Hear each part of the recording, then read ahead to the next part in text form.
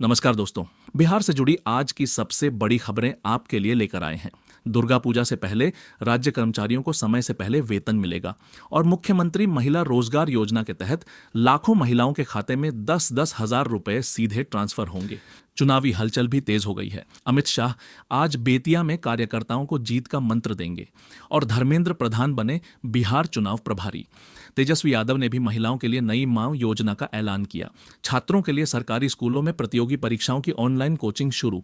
वहीं मौसम विभाग ने पटना समेत कई जिलों में 3 दिन तक भारी बारिश का अलर्ट जारी किया है और त्योहारों में घर जाने वालों के लिए 52 स्पेशल ट्रेनें चलेंगी। तो दोस्तों, इन सभी खबरों का पूरा अपडेट जानने के लिए बने रहिए हमारे साथ। दुर्गा पूजा से पहले बिहार सरकार ने राज्यकर्मियों को बड़ी राहत दी है। सरकार ने सितंबर महीने का वेतन समय से पहले जारी करने का फैसला लिया है। वित्त विभाग के प्रधान सचिव आनंद किशोर के आदेश के बाद गुरुवार से ही वेतन भुगतान की प्रक्रिया शुरू हो गई है। इस निर्णय से लाखों सरकारी कर्मचारियों के चेहरे पर खुशी लौट आई है। दरअसल दुर्गा पूजा बिहार का न सिर्फ धार्मिक बल्कि सांस्कृतिक और सामाजिक रूप से भी बेहद खास पर्व है। इस दौरान बाजारों में रौनक बढ़ और खरीदारी का माहौल बनता है। समय पर वेतन मिलने से कर्मचारी त्योहार की तैयारियों और जरूरतों को आसानी से पूरा कर पाएंगे। साथ ही इससे स्थानीय बाजारों और व्यापारियों को भी फायदा होगा, क्योंकि उपभोक्ता खर्च में बढ़ोतरी होगी। सरकार का यह कदम त्योहार के मौसम में खुशहाली और आर्थिक गतिविधियों को बढ़ावा देने वाला साबित होगा।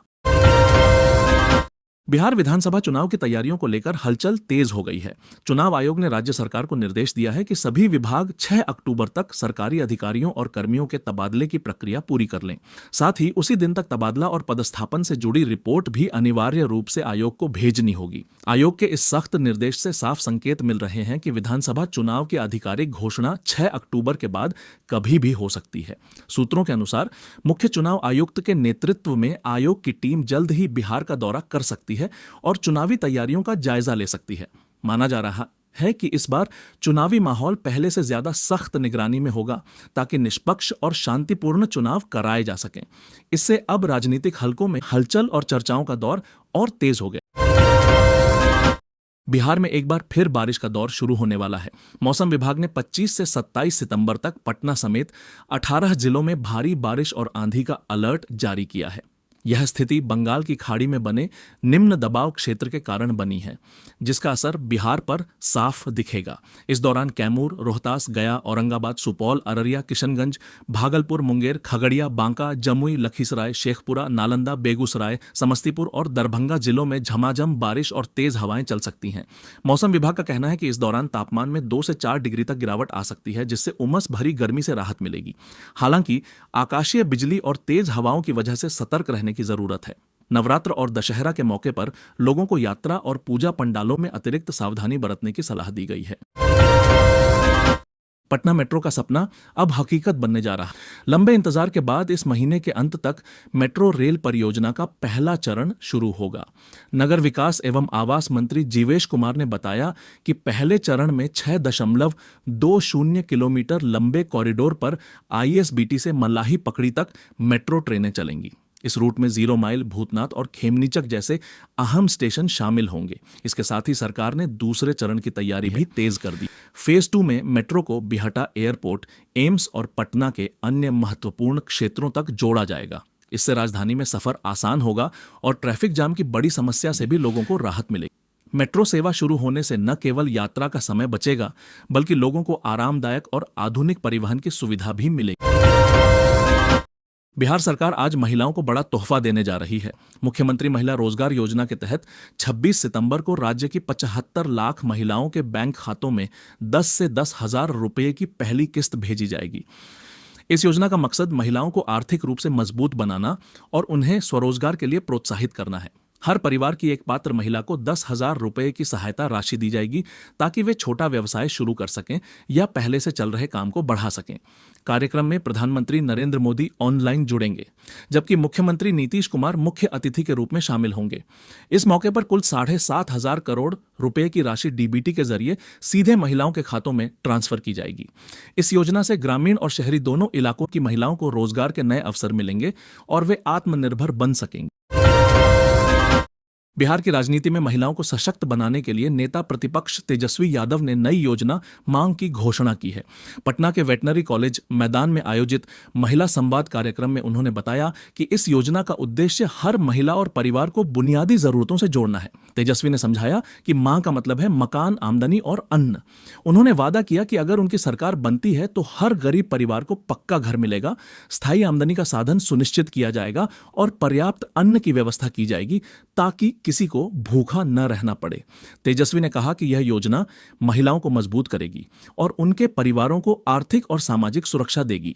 हजारों महिलाओं की मौजूदगी में उन्होंने भरोसा जताया कि उनकी सरकार महिलाओं और गरीब परिवारों को सम्मान और बेहतर जीवन देने की दिशा में ठोस कदम उठाएगी।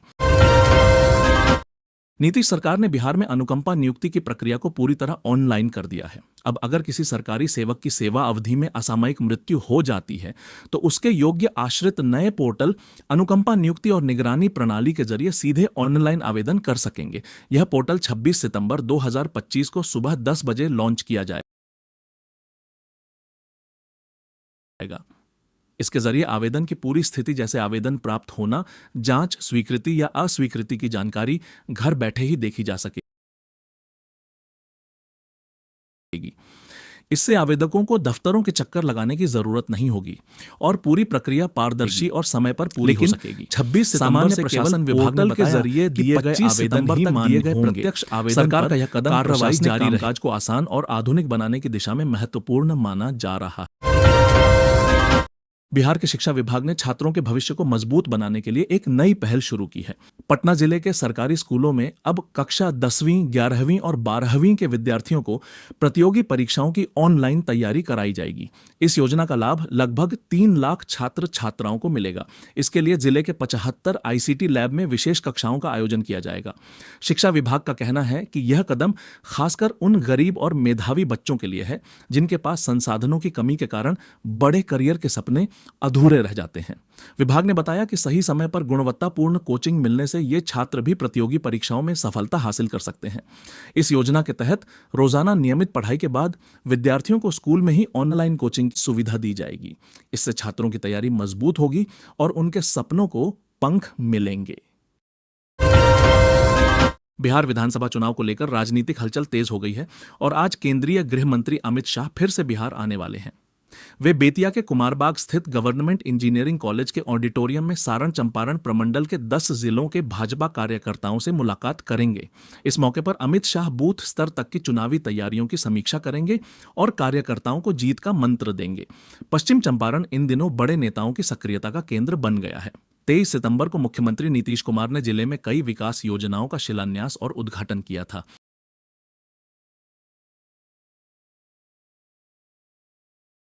जिसे राजनीतिक दृष्टि से जनता को साधने की कोशिश माना गया। प्रशासन ने अमित शाह के कार्यक्रम को ध्यान में रखते हुए व्यापक सुरक्षा इंतजाम। खुद बेतिया के एसपी ने स्थल का निरीक्षण कर सभी आवश्यक निर्देश दिए। यह कार्यक्रम भाजपा के लिए चुनावी रणनीति और संगठन मजबूती का अहम मोड़ माना जा रहा है। बिहार विधानसभा चुनाव 2025 को लेकर भाजपा ने अपनी चुनावी तैयारी को तेज कर दिया है। राष्ट्रीय अध्यक्ष जेपी नड्डा ने गुरुवार को बिहार विधानसभा चुनाव के प्रभारी और सह प्रभारी की नियुक्ति का ऐलान किया। केंद्रीय शिक्षा मंत्री धर्मेंद्र प्रधान को भाजपा का बिहार चुनाव प्रभारी बनाया गया है। वहीं केंद्रीय जल शक्ति मंत्री सीआर पाटिल और उत्तर प्रदेश के उप मुख्यमंत्री केशव प्रसाद मौर्य को सह प्रभारी नियुक्त किया गया है। भाजपा ने बताया कि ये नियुक्तियां तुरंत लागू होंगी। अन्य धर्मेंद्र प्रधान अब पूरे बिहार में पार्टी की चुनावी गतिविधियों की निगरानी करेंगे और संगठन को मजबूत करने में अहम भूमिका निभाएंगे। पार्टी का मानना है कि इस फैसले से प्रदेश में चुनावी तैयारियों को और रफ्तार मिलेगी। इससे पहले बिहार भाजपा प्रभारी की जिम्मेदारी विनोद तावरे के पास थी। अब इस बदलाव के साथ पार्टी के अंदर नई ऊर्जा और सक्रियता देखने को मिलेगी, जिससे चुनावी रणनीतियों पर तेजी से काम किया जा सके। सीबीएसई ने कक्षा 10वीं और 12वीं की बोर्ड परीक्षाओं 2026 के लिए अस्थायी तिथि पत्र जारी कर दिया है। इसके अनुसार परीक्षाएं 17 फरवरी 2026 से 15 जुलाई 2026 तक होंगी। 2026 के बीच आयोजित होंगी। इस दौरान मुख्य परीक्षा, खेल छात्रों की परीक्षा, दूसरी बोर्ड परीक्षा और अनुपूरक परीक्षा आयोजित की जाएंगी। कक्षा 12वीं की मुख्य परीक्षा 17 फरवरी से 9 अप्रैल तक होने की संभावना है, जबकि दूसरी बार परीक्षा 15 मई से 1 जून तक हो सकती है। सीबीएसई के मुताबिक 2026 में लगभग 45 लाख छात्र छात्राएं भारत समेत 26 देशों से 204 विषयों में परीक्षा देंगे। प्रैक्टिकल, मूल्यांकन और परिणाम भी तय समय पर पूरे किए जाएंगे। सीबीएसई ने यह भी स्पष्ट किया है कि ये तिथियां अस्थायी हैं और अंतिम तिथि पत्र स्कूलों द्वारा छात्रों की सूची जमा कराने के बाद ही जारी होगा। अस्थायी तिथि पत्र जारी करने से छात्रों, शिक्षकों और स्कूलों को योजना बनाने और तैयारी में मदद मिलेगी। बिहार में गन्ना किसानों के लिए खुशखबरी है। राज्य सरकार ने किसानों को प्रति क्विंटल 10 रुपये का अतिरिक्त भुगतान करने का ऐलान किया है। इसके अलावा कृषि यंत्र और प्रमाणित गन्ना बीज पर 50% तक अनुदान भी दिया जाएगा। यह जानकारी बुधवार को गन्ना उद्योग मंत्री कृष्ण नंदन पासवान ने बामेती सभागार में आयोजित राज्य स्तरीय गन्ना किसान संगोष्ठी में दी। मंत्री ने कहा कि गन्ना किसानों की आर्थिक उन्नति सरकार की सर्वोच्च प्राथमिकता है और बंद पड़ी चीनी मिलों को चालू करने के लिए भी सरकार प्रतिबद्ध है। पेराई सत्र 2024 से 25 के लिए निर्धारित मूल्य के अलावा किसानों को यह अतिरिक्त लाभ दिया गया है और यह सुविधा अगले वित्तीय वर्ष में भी जारी रहेगी। गन्ना आयुक्त अनिल झा ने बताया कि बड चिप, सिंगल बड विधि के साथ मसूर, सरसों और धनिया जैसी अंतर्वर्ती खेती में भी किसानों को 50% अनुदान की सुविधा दी जा रही है। यह योजना किसानों के जीवन और आय में सुधार लाने में मदद करेगी। बिहार के सरकारी स्कूलों में शिक्षकों की उपस्थिति को लेकर शिक्षा विभाग ने नई सख्त व्यवस्था लागू कर दी है। अब प्राथमिक विद्यालयों में प्रतिदिन कम से कम 3 और मध्य विद्यालयों में 5 शिक्षक उपस्थित रहना अनिवार्य होगा। निर्धारित संख्या से कम शिक्षक उपस्थित पाए जाने पर संबंधित अधिकारियों के खिलाफ कार्रवाई की जाएगी। सभी स्कूलों को 30 सितंबर तक शिक्षकों की उपस्थिति रिपोर्ट मुख्यालय को सौंपनी होगी। शिक्षा विभाग ने यह कदम उन शिकायतों को देखते हुए उठाया है जिनमें कई शिक्षक एक साथ छुट्टी ले लेते थे, जिससे कक्षाएं प्रभावित होती थीं और छात्रों की पढ़ाई बाधित होती थी।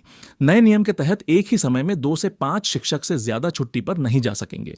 विभाग का मानना है कि इस कदम से सरकारी स्कूलों में पढ़ाई की गुणवत्ता बढ़ेगी और बच्चों को नियमित रूप से शिक्षा प्राप्त होगी।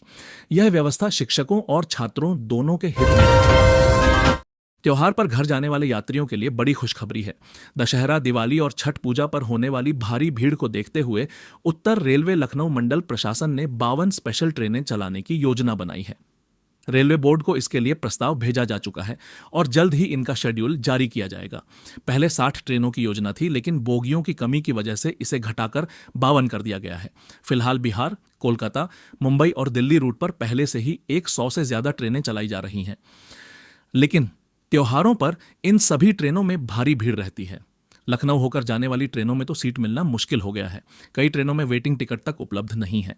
ऐसे में इन 52 त्योहार स्पेशल ट्रेनों के चलने से यात्रियों को काफी राहत मिलेगी और त्योहार पर घर जाना आसान होगा।